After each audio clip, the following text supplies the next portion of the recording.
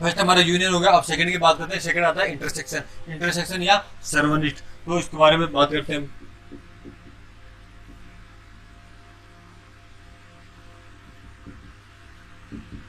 Intersection या सर्वनिष्ठ ये होता क्या है? हमने यूनियन के अंदर देखा था कि जब हमारे पास किसी प्रकार के दो सेट दिए हुए तो उन दोनों का योग करके जो टोटल अवयव होते हैं उनको लेते हैं, और उनके जो उभयनिष्ठ अवयव होते हैं, कॉमन अवयव होते हैं, उनमें सिर्फ एक बार लेते हैं। लेकिन जो ये सर्वनिष्ठ इंटरसेक्शन, सर इसका मतलब है कि जो इसमें ए और बी अगर हमारे पास कोई दो सेट दिए हुए हो, उन दोनों सेटों को हम आपस में कोई संक्रिया करवाते हैं इंटरसेक्शन की, तो उनके जो एलिमेंट होते हैं, एलिमेंटों में जो कॉमन एलिमेंट होते हैं उनको ही लिखते हैं सिर्फ इसके अंतर्गत। जो कॉमन एलिमेंट नहीं होते उनको नहीं लिखा जाएगा। तो अर्थात ये क्या हो गया? कॉमन एलिमेंट के लिए हो गया।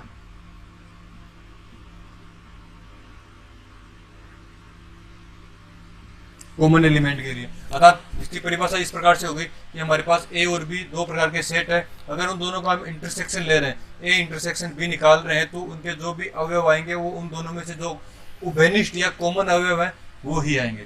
ठीक है, तो हमारा इस प्रकार से इंटरसेक्शन होगा। अब एग्जाम्पल के लिए देखते हैं, एग्जाम्पल क्या लेंगे? एग्जाम्पल के अंतर्गत हम लेते हैं, जैसे हमारे पास सेट दिए हुए हैं दो, ए इस प्रकार से है 1 2 3 4 5 और 6। ठीक है, इस प्रकार से दिया हुआ है। एक सेट बी हमारा इस प्रकार से है 5 6 7 8 9। ठीक है, ये हमारे दो सेट दिए हुए हैं। अब इनका हमें इंटरसेक्शन निकालना है। तो इंटरसेक्शन किस प्रकार से निकालेंगे?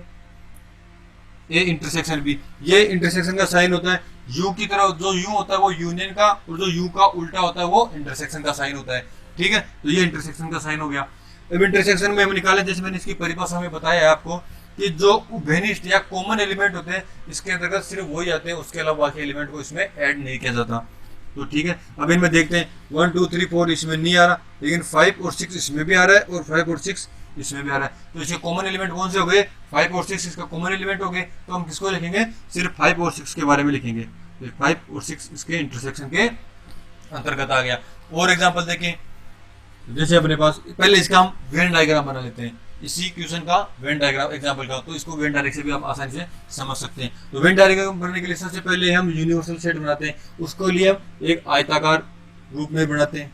ठीक है, अब इसमें जितने भी एलिमेंट है इस दोनों का यूनिवर्सल सेट निकालेंगे। तो यूनिवर्सल सेट क्या होगा? 1 2 से लेकर इसमें कितने 7 8 9 तक एलिमेंट है। ठीक है, ये उसका यूनिवर्सल सेट हो गया। तो यूनिवर्सल सेट के अंतर्गत हमारे इस प्रकार से हैं, एक एलिमेंट ये हो गया जो इनका कॉमन पार्ट है। जो कॉमन पार्ट इस प्रकार से आएगा, ये एक ए सेट हो गया, ये सेट बी हो गया, ये यूनिवर्सल सेट है ही हमारा। तो ए में कौन से एलिमेंट है? 1 2 3 4 5 6 7 8 9।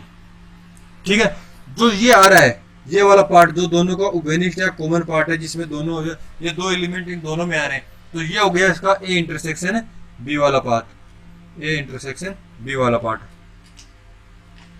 ठीक है, क्योंकि ये इसका वेन डायग्राम हो गया। ए इंटरसेक्शन बी का वेन डायग्राम ये इस प्रकार से होगा। जो भी उभयनिष्ठ है, कॉमन पार्ट है, सिर्फ वो ए इंटरसेक्शन बी में आते हैं। यूनियन में क्या लेते हैं हम? यूनियन में हम इन दोनों का पूरा सेट लिया था कॉमन रूप से। जो कॉमन वाला सिर्फ एक बार आया था, बाकी जो भी एलिमेंट है वो भी सभी एक बार आ रहे थे। लेकिन इसमें ए और बी दोनों के सभी एलिमेंट आ रहे थे, लेकिन ए इंटरसेक्शन बी में सिर्फ दोनों के जो कॉमन एलिमेंट है वो ही आ रहे। ठीक है, ये हो गया। अब एक सेकंड एग्जांपल देखते हैं इसके लिए हम, वो भी इसी प्रकार से होगा। आसान से समझ में आ रहा है आपको? कुछ ज्यादा टिपिकल चीजें इसमें है नहीं। अगर आपने सेट की बेसिक प्रॉपर्टीज के बारे में अच्छे से ध्यान है तो इसको हम आसानी से कर सकते हैं। ठीक है, तो जैसे अपने कोई सेट लेते हैं, जो क्रिकेट टीम वाला लेते हैं, जैसे हमने पिछले एग्जांपल में लिया था यूनियन वाले में, जैसे राम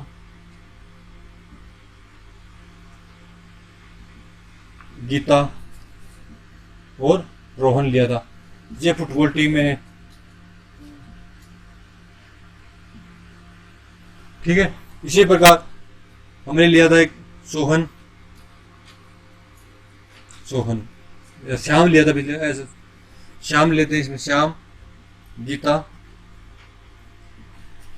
और कोई भी ले लो, वरुण ले लो, ठीक है, ये इसकी क्रिकेट टीम में हो गए, क्रिकेट टीम में। तो ये हमारे पास दो प्रकार के सेट हो गए, सेट ए और सेट बी। अब इन दोनों का इंटरसेक्शन निकालना है, तो इंटरसेक्शन किस प्रकार से निकालेंगे, ए इंटरसेक्शन बी। ये इंटरसेक्शन का साइन होता है। यूनियन का साइन कौन सा होता है, जो यू की तरह होता है वो यूनियन का साइन, और यू का उल्टा इंटरसेक्शन का साइन हो गया। ठीक है, तो ए इंटरसेक्शन बी निकालेंगे। इन दोनों में जो कॉमन है, क्रिकेट और फुटबॉल टीम में जो कॉमन कौन है, राम नहीं है, गीता, गीता इसमें भी है और गीता इसमें भी है, तो ये गीता कॉमन होगी। बाकी रोहन, श्याम, वरुण, इन कॉमन नहीं है, तो ये आएगा जो कॉमन है वो आता है। बता दें इसमें इंटरसेक्शन क्या गया इसका, गीता। और वेन डायग्राम उसी प्रकार जैसे पिछले एग्जांपल का बनाया था, गीता कॉमन वाले पार्ट में आ जाएगी, जैसे ये दो पार्ट है, यहाँ पे गीता आ जाएगी और बाकी में एक एलिमेंट इसमें, एक बी की एलिमेंट इसमें, और ये इस प्रकार का अपना यूनिवर्सल सेट हो जाएगा। ठीक है, ये तो हो गया हमारे इंटरसेक्शन के बारे में बातें। अब इसमें इसका वेन सेट बिल्डर फॉर्म किस प्रकार से लिखते हैं, तो सेट बिल्डर फॉर्म के बारे में बात करते हैं। ठीक है, तो इसकी set builder form,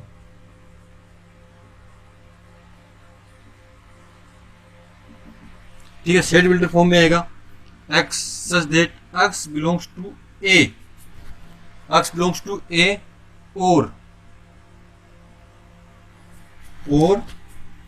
x belongs to b।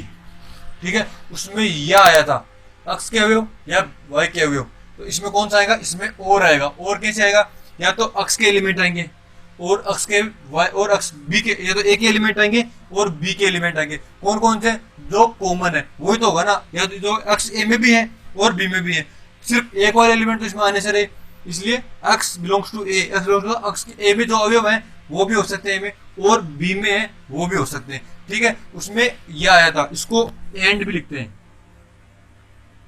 English में लिखना होगा तो एंड के रूप में आएगा, और उसमें या था, या के साथ में आएगा यूनियन के लिए, या इसको लिखते हैं और। ये इंग्लिश का वर्ड है, ये हिंदी में का वर्ड है, इसमें भी ये इंग्लिश हिंदी का वर्ड है, ये इंग्लिश का वर्ड है। एंड और दोनों में से कुछ भी लिखा हुआ आ सकता है। ठीक है, तो इसका सेट बिल्डर फॉर्म हो गया। अब बात करते हैं हम इसकी प्रॉपर्टीज की।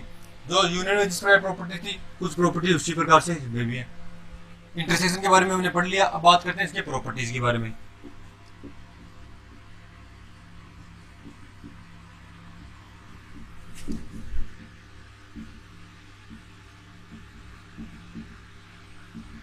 ठीक है, तो ये फर्स्ट प्रॉपर्टी आती है क्रम विनिमय वाली, जैसे कि हमने यूनियन के अंदर भी पढ़ा था, तो वो प्रॉपर्टी सेम यहाँ है। अगर ए इंटरसेक्शन बी है तो हमारा equal to B intersection C, दोनों सेम होंगे। हम इसका सोल्व करके बी इंटरसेक्शन ए, जो भी इन दोनों के हमारे पास अगर दो सेट दिए हुए उनका इंटरसेक्शन निकालेंगे, उन दोनों सेटों का पहले आगे पीछे करके इंटरसेक्शन, क्योंकि कॉमन पार्ट तो दोनों में सेम आएगा। इसी प्रकार जैसे हमने एग्जांपल करके देखा, इसमें भी एक एग्जांपल करके देख लेते हैं। जैसे अपने पास हो 1 2 3, एक सेट दिया हुआ ए, एक सेट दिया हुआ हमारे पास बी, इस प्रकार से है 2 3 4। ठीक है, अब इनका ए इंटरसेक्शन बी निकालना है हमारे पास। ए इंटरसेक्शन बी किस प्रकार से निकालेंगे, इन दोनों में जो कॉमन एलिमेंट है, कॉमन एलिमेंट कौन से, पहले ए में देखेंगे 2 और 3 इसमें, 2 और 3 इसमें, तो इन दोनों का कॉमन एलिमेंट हो गया, तो 2 और 3 आ गया। ठीक है, इसी प्रकार अब देखते हैं बी इंटरसेक्शन ए देखते हैं। तो बी पहले बी के एलिमेंट देखिए, 2 और 3 4 इसमें नहीं है, 2 और 3 है, इसमें भी 2 और 3 है, तो इसका कॉमन एलिमेंट हो गया। तो इसको किस प्रकार लिखेंगे, 2 और 3। अब इनको देखने पता चल रहा है कि ये दोनों इक्वल आ रहे हैं।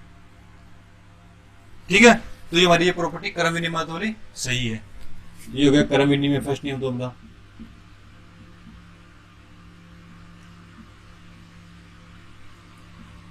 ठीक है, अब बात करते हैं सेकंड की।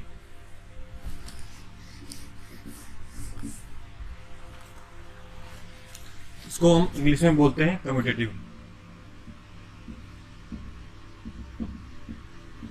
कम्यूटेटिव लॉ या क्रम विनिमय नियम। इंग्लिश के शब्दों को भी हम याद करते चलेंगे, ये आगे हमारे बहुत काम आते हैं। इसको हिंदी वाले शब्द ज्यादा, इंग्लिश वाले शब्दों को याद रखना आसान रहता है। सेकंड अपना शास्त्रीयता का नियम। शास्त्रीयता का नियम क्या है, जैसे A intersection B intersection C, इस प्रकार से दिया हो, ये किसके इक्वल होगा, हम इसको A intersection B intersection C, इन दोनों का हम एग्जांपल के थ्रू देखेंगे, तो ये दोनों वैल्यू सेम आएगी। ठीक है, ये हो गया साहचर्यता का नियम।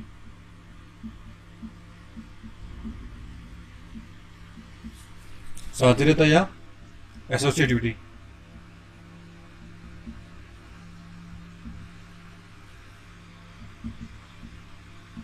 एसोसिएटिविटी, ठीक है। उसके बाद में आता है आइडेंटिटी वाला और यूनियन वाला, दोनों को साथ में लिख लेते हैं। आइडेंटिटी वाला कौन सा आता है? Phi intersection A. तो फाई इंटरसेक्शन ए इन दोनों में से कॉमन आएगा तो कौन सा आएगा? इसका आएगा फाई आएगा इसमें। क्यों? फाई में एलिमेंट कॉमन एलिमेंट कौन सा है? इसका निकालेंगे, कॉमन कौन सा आएगा? फाई आएगा, क्योंकि दोनों में कॉमन ये है कि फाई है और हमेशा सबसेट फाई होता है, तो इसका आएगा फाई। ठीक है, अब बात करते हैं यूनियन वाले की। तो यूनियन इंटरसेक्शन ए, तो यूनियन इंटरसेक्शन ए में कौन जाएगा? यूं तो एक सार्वत्रिक समुच्चय है, ठीक है, ए उसका कोई सबसेट है, तो अगर उन दोनों कॉमन निकालेंगे तो सबसेट ए ही तो कॉमन आ रहा है उनमें, तो उसका कॉमन हो जाएगा सबसेट ए। ये हमारे कौन से हो गए? Identity and union law,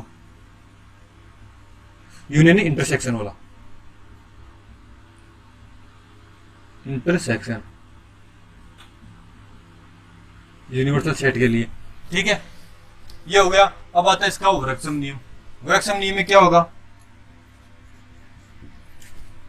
A intersection A, वृक्षम मतलब वर्ग, दो का वर्ग करना हो। अगर दो सेम सेट हो, उनका इंटरसेक्शन निकालना तो क्या होगा? अगर दो सब सेट है हमारे पास, अगर दोनों सेट सेम है तो इनके एलिमेंट भी सेम होंगे, तो उनका जो कॉमन आएंगे वो सभी एलिमेंट कॉमन ही है, तो वो इसका एक का ए आएगा। कैसे आएगा? एग्जांपल के तौर पर हम देख लेते हैं। अपने पास 1 2 3 एक सेट है ए, इसी के साथ इंटरसेक्शन निकालना है, 1 2 3 ये आएगा। अब इन दोनों का हम इंटरसेक्शन निकाले, ए इंटरसेक्शन ए निकाले, तो क्या आएगा? जो दोनों में कॉमन है तो कॉमन एलिमेंट सेम है, तो इक्वल क्या आएगा? ए ही आएगा। तो ये गया इसका इंटरसेक्शन ए, इसको बोलते हैं वृक्षम नियम, ठीक है। उसके बाद में लास्ट और फिफ्थ है, उसकी बात करते हैं, वो है बंटन नियम वाला। बंटन का नियम ये यूनियन में नहीं था, यहाँ आ रहा है बंटन नियम। बंटन के नियम में हमारे पास आएगा A intersection B union C है, ठीक है। तो इसको हल करेंगे, इसको ओपन करके लिखेंगे तो ये इस प्रकार से आ जाएगा, A intersection B union A intersection C, इसको बोलते हैं बंटन का नियम।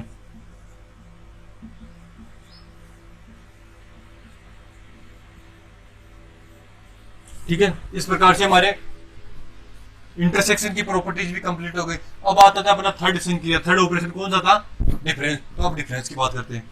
यूनियन और इंटरसेक्शन के लिए कंप्लीट कर लिया, अब बात आती है डिफरेंस की। डिफरेंस यानी अंतर। तो थर्ड अपना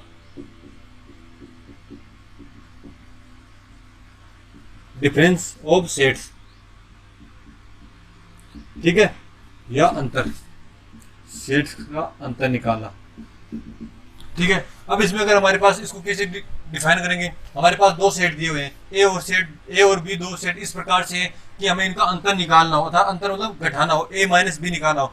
तो ए माइनस बी निकालने पर उसका ए माइनस बी करने पर जो आंसर आएगा वो सेट किस प्रकार से आएगा?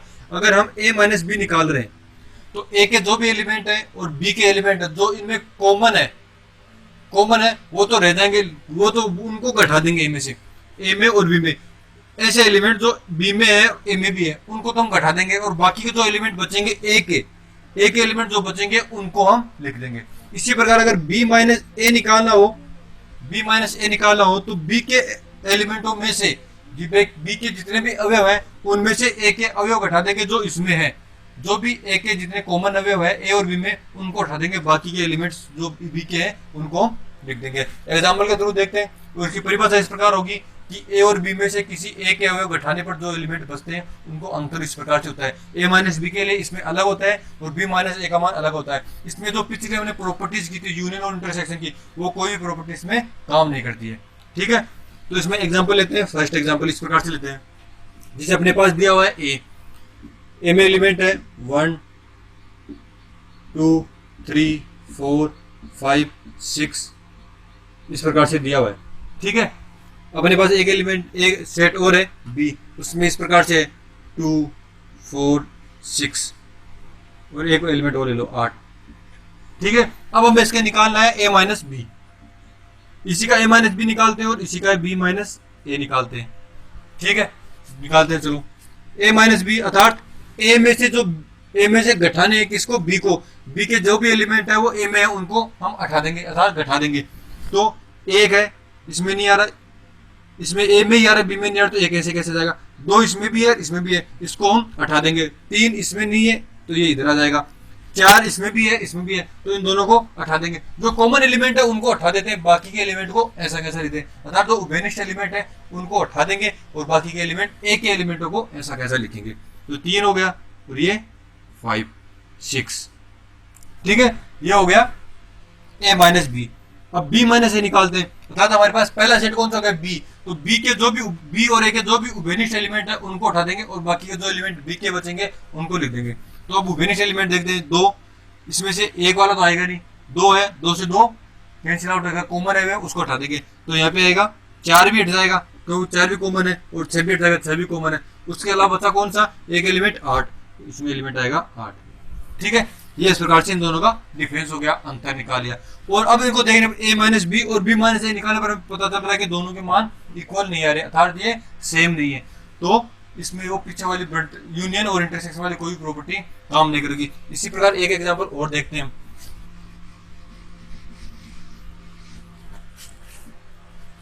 जैसे अपने पास है